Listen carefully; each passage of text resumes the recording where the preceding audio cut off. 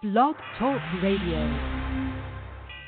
Well, here we go, ladies and gentlemen, across this great country. It's Tuesday. It's out of Cleveland. It's my brother, my mentor, my friend, Peter Ray, hosting the American Sports History Podcast.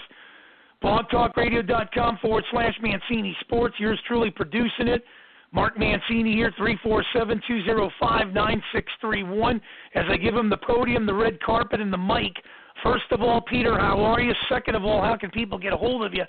Third of all, you got one hell of a guest tonight, my friend. Right.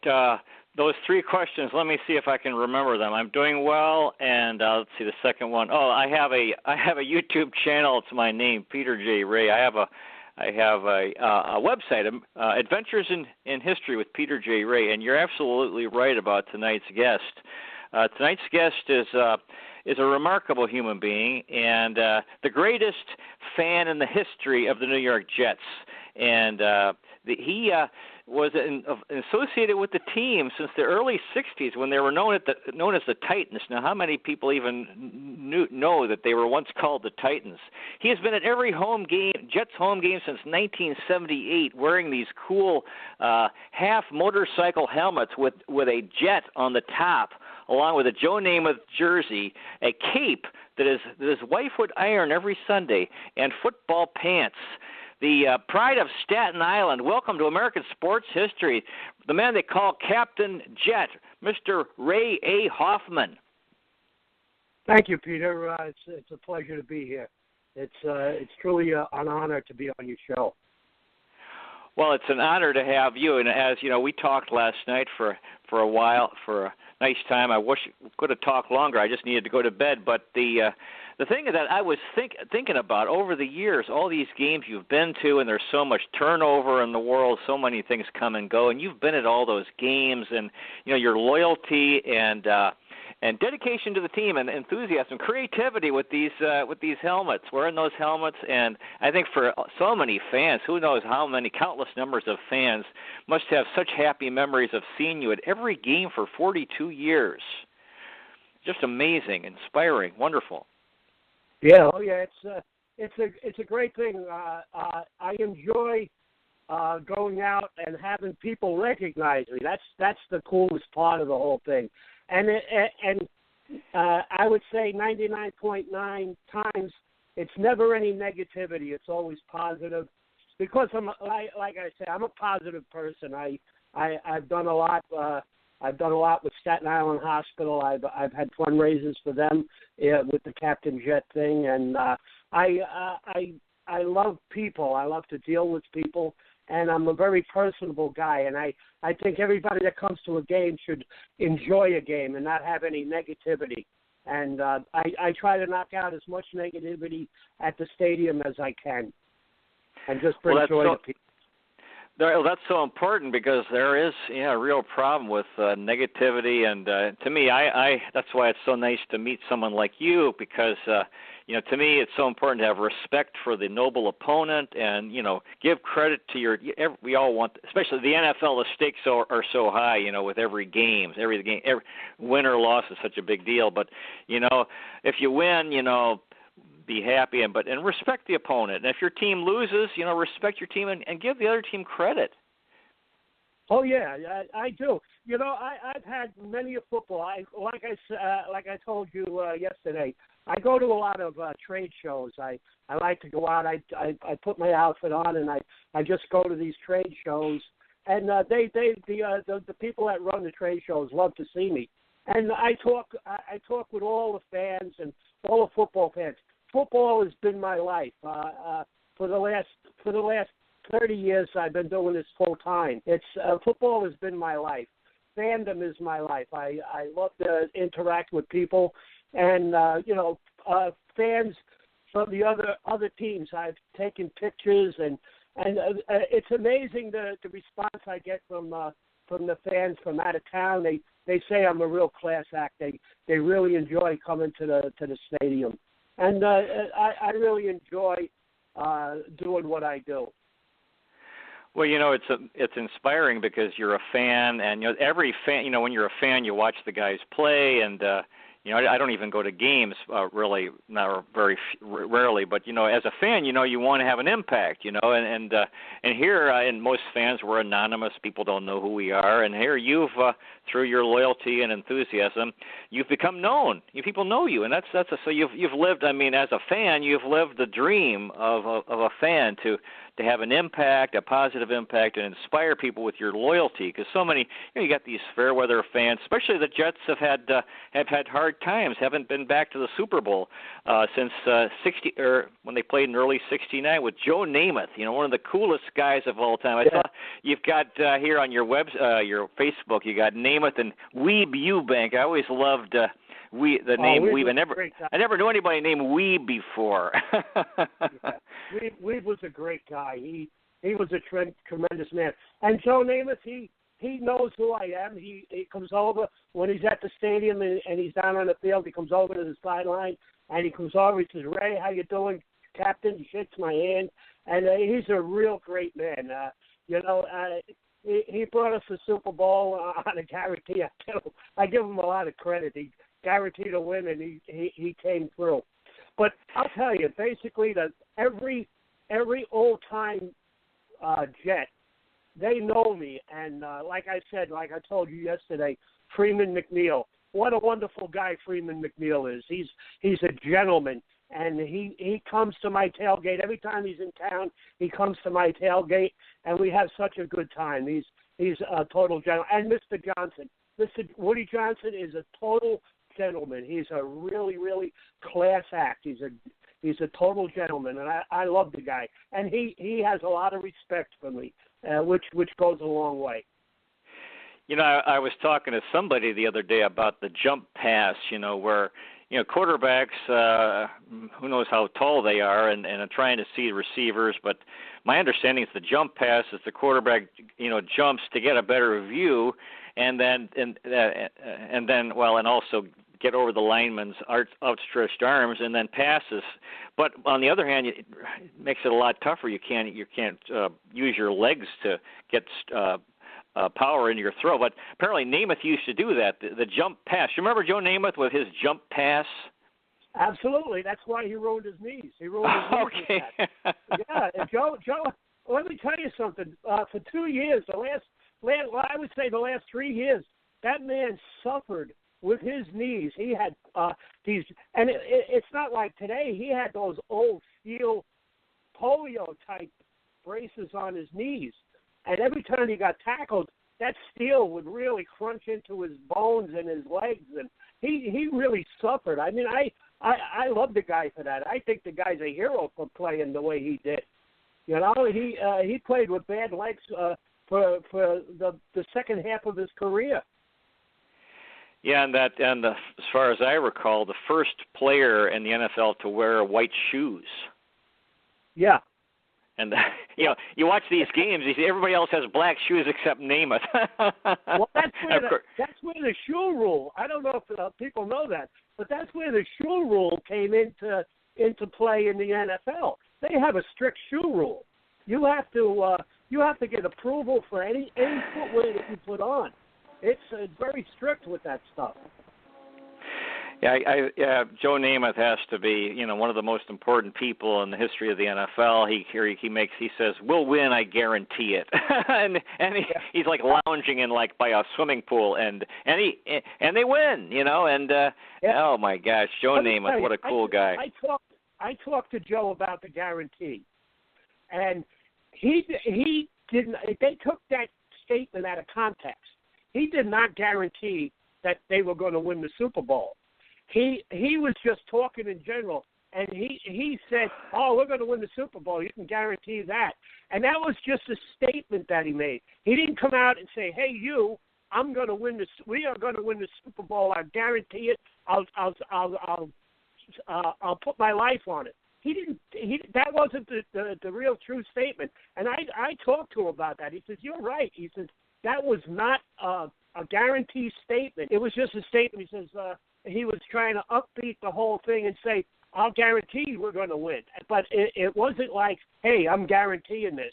And it turned into a big media circus, like it always does. And that's how the guarantee started. I was living overseas many years. I was home visiting in Cleveland and had a Monday night football game on. Jets were playing, and you probably remember that. I'm sure you remember this game. And the guys say, "Oh, we got Susie down on the field's got Joe Namath. Let's down to Susie." And so it's this woman named, I don't know who it was, Susie something, and she says, "Oh, Joe, so what do you think of the Jets' offense tonight?" And he says, "I could care less about the Jets' offense. I want to kiss you." Yeah. Now Namath was apparently embarrassed. I think that was funny as heck, Oh yeah. Well, he ran his own ship. When he owned the Bachelor's 3, he owned the nightclub, the Bachelor's 3, and it was two other guys, and one of them guys they say the guy was kind of shady, and the NFL stepped in, and I really thought that it was unfair, and he was sticking to his guns until the end. Then he gave in because he didn't want to give up football because they were going to throw him out of football because of the Bachelor's 3. And he finally gave up his partnership in the nightclub, but I kind of felt bad for him that he had to do that, and he stuck pretty much to his guns. He was the kind of guy that didn't chew his cabbage twice. He let you know what was going on, and this is what he wanted, and he got it. Do you remember? No, I was thinking Larry Zonka played for the New York Giants, I believe, not the Jets, yeah. But that was at the end of his career. But yeah. Are there any other players you want to talk about from the history of or games? All these years that you've been at the. You said they made it to the AFC title game. Yeah, they made it to the AFC title game and they lost. What year was that? Oh, that was Rex Ryan. Oh God! You see, that's what goes with being 70 years old. Everybody says, "Do you remember this?" I remember what? I don't even remember what I had for breakfast this morning. But that's why when I talked to you last night, I said, I hope I remember a lot of the stuff that you want me to remember. But the title game, we went into the title game with Rex Ryan. And we lost it. We lost the title game, and that was the closest we got since the 60s. Bill Parcells, when he came in, Bill Parcells took the head coaching job with the Jets because Mr. Hess asked him to take the job, and he brought Bill into his office and said, "Bill, this is your team. You own the team. You do whatever you want to do, whatever money you need to win me a championship, you have it. I'll give you anything that you need to win a championship. It's your team." And Mr. Hess went on to on TV and said, "This is Bill Parcells' team. He's the owner now. He does whatever he wants to do." And all the credit in the world goes to Bill Parcells that he tried to win Mr. Hess a championship. He fell short. But he tried his best to win a championship. Now, these helmets that you wear with the jet on top, are they heavy? No, they're actually very light. Okay, because they're pretty big. And what about? I make them out of flat foam board, and I cut the design of the jet. I have a mold that I use, and I cut. And the jets are actually 65 pieces glued together. And then it's fiberglass, light fiberglass, and they become very solid. They're actually they come in handy if you get attacked. Believe me, they could be a weapon. That's how strong they are. But the procedure I use is it takes approximately 3 weeks to build a helmet. It's a lot of work. It's painstaking. And I do this. I build my helmets constantly. I'm in my shop about 11 hours a day, every day, and I love every minute of it. I love the joy of seeing the person's face when you hand it to them. 11 hours a day. Yeah. Wow. That. Now I have another question for you. Now, late December games. It's really cold. You can't put on a wool cap. Do you stay warm wearing these helmets, and you can't really put on a warm hat? Well, I put on I have a warm hat underneath it, and it's actually a helmet liner for the motorcycles, and I put that on, and that gives you like it's like a wetsuit. You put it on, and it keeps the heat from your head. That's where you lose your heat in your body, is your head.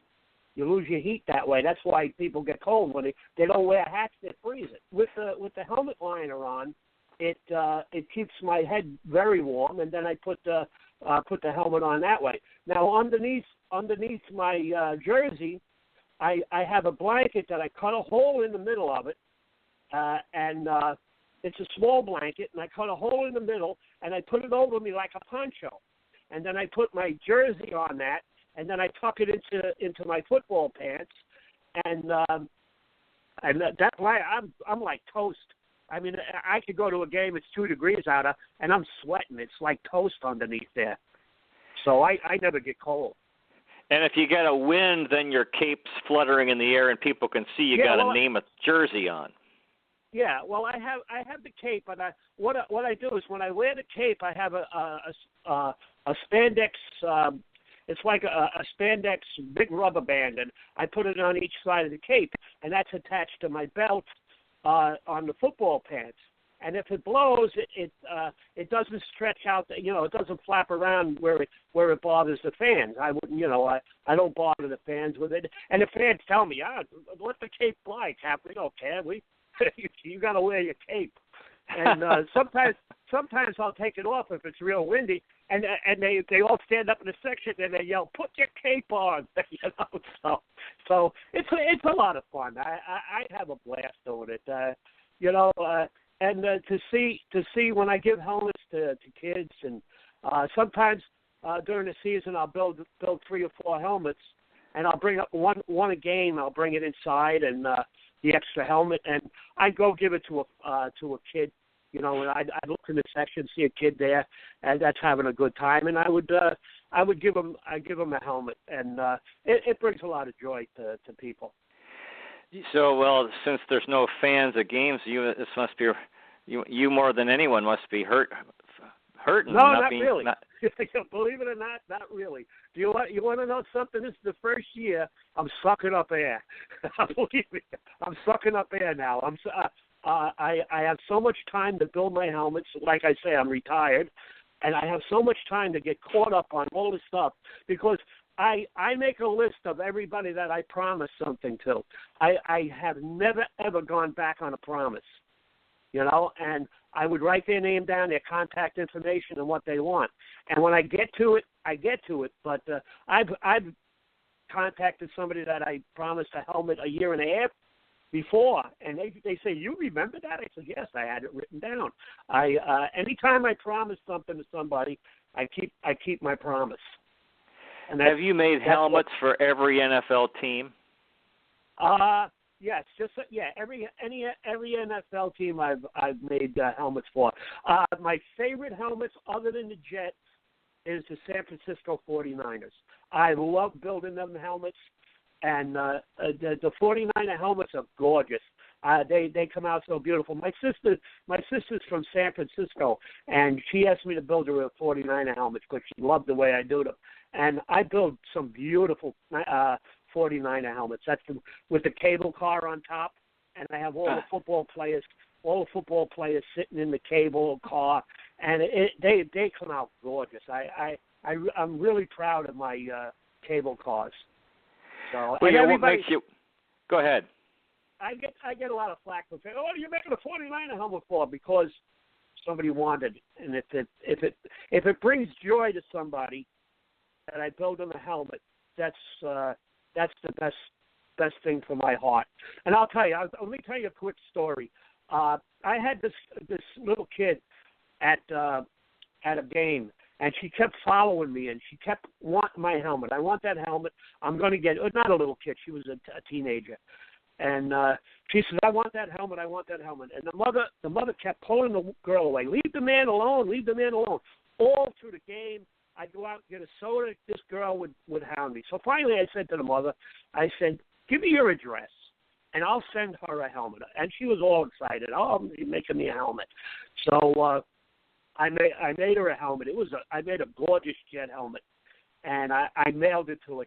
She called me up. I was trying to figure out how she got my phone number, but it was on the mail invoice, on the UPS invoice.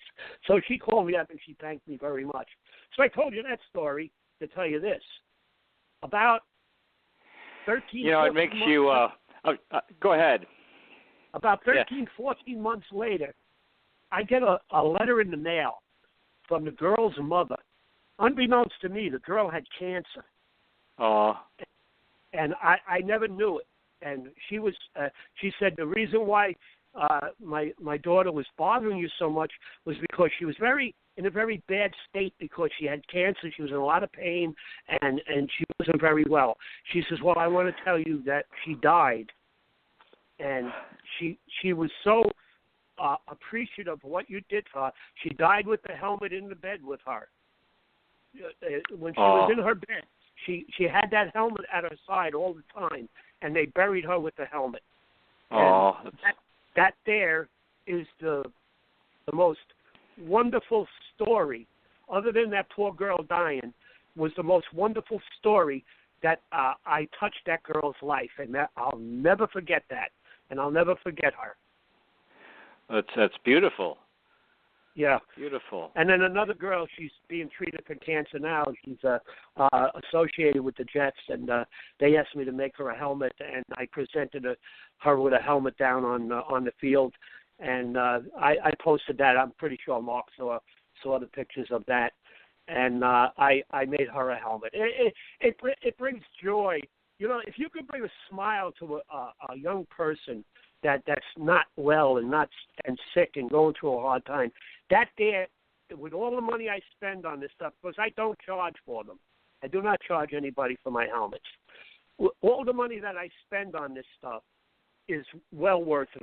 I get paid back tenfold in joy, And when someday I come and I meet my maker, maybe I'll make him a helmet too. That's the way I look at it. So it makes you wonder if you're making these one at a time, so you can only make so many. You wonder if in the future these there will be these will be mass produced based on the helmets you've been making for the public. Well, there's a couple of copies, of the helmets, but if you're ever on Facebook and you see people with my helmets, they call them the Captain Jet Originals. I can always tell my work, and people can always tell my work. Each helmet that I make is different. Every jet helmet that I make, they look the same, but there's always something different on every one of the helmets. They're different sizes. They might be a quarter of an inch smaller or a half inch bigger, but there's always something different because I want them to be original, because I make it for that specific person. I don't just say, hey, I make a helmet and go give it to somebody. Sometimes I do. I do that at the stadium. But basically, when the people contact me, I make it for that specific person, and I put their name on it. And when I'm building the helmet, I say this is for, like when I built Mark's helmets, I say this is for Mark Mancini, and that's whatever comes out, that was built for Mark. It's not a stamp or not a something where it's duplicated from something else. Well, it sounds to me like you have this joy of creativity. You can be creative. Oh yeah, I flew radio controlled airplanes for years and years and years.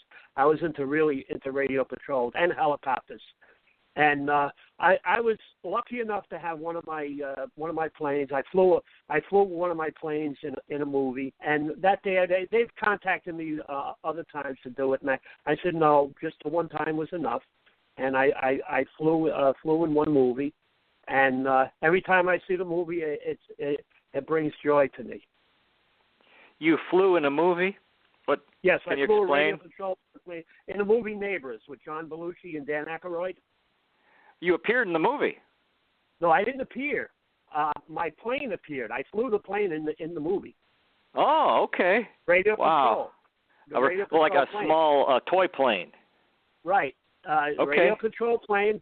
And Dan Aykroyd was allegedly flying it, but it was actually me flying the plane.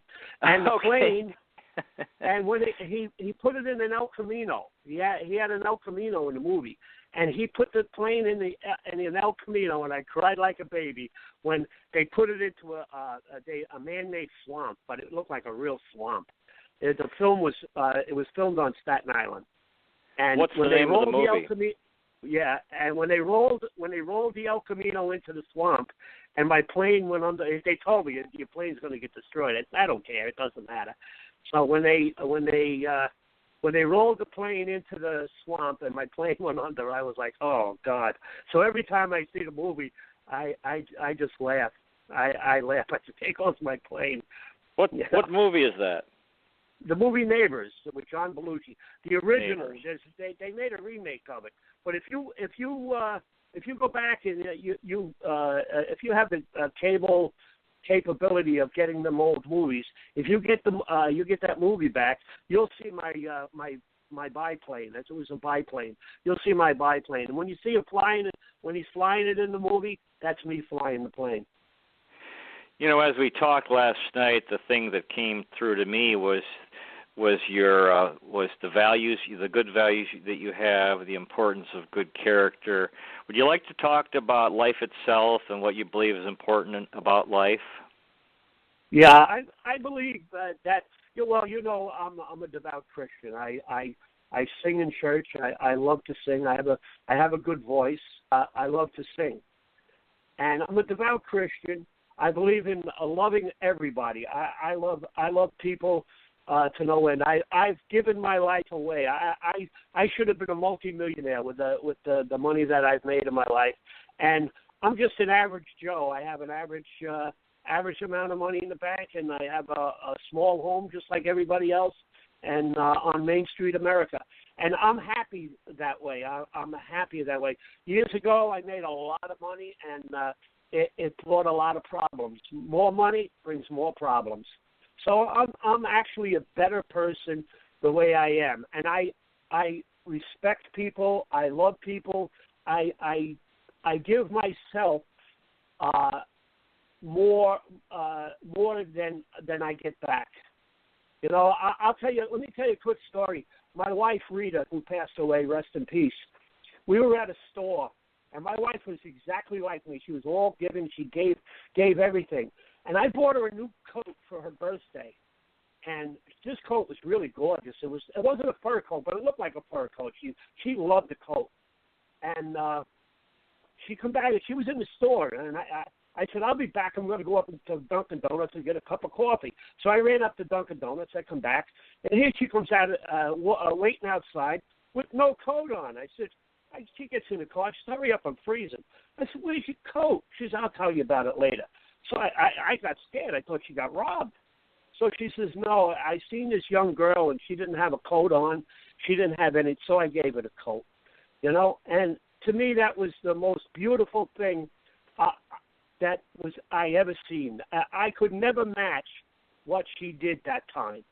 So, you know, I've done a lot of good, but to me that was the greatest thing that I ever saw.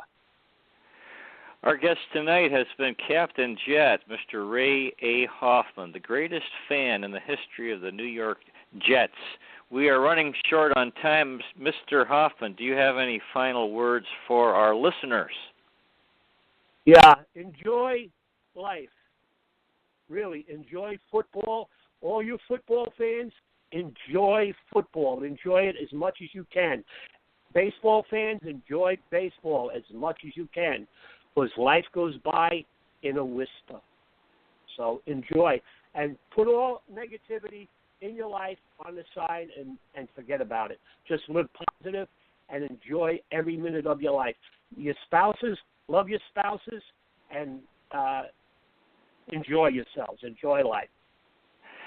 Well, it's awful nice to talk with you, to meet you, and now that I know you, I'll be rooting for the Jets if they aren't playing Cleveland, because if a guy like you is supporting the Jets, they deserve support from other people as well. So thanks so much for coming on the show tonight, Mr. Ray Hoffman, Captain Jet. Thank you so much for your time. Next week, well, it's our pleasure. It's been an honor and a privilege, truly, to have you on the show, Mr. Ray Hoffman, Captain Jet. Next week, we'll have Coach Curtis Conde from Louisiana Tech, who I believe is a basketball coach. Dear listener, may the road rise to meet you. May the wind be at your back. May the sun shine warm upon your face, and rains fall soft upon your fields. And until we meet again, may God hold you in the palm of his hand. Good night, everybody. Thanks again, Mr. Hoffman. You're welcome. Good night now. Good night.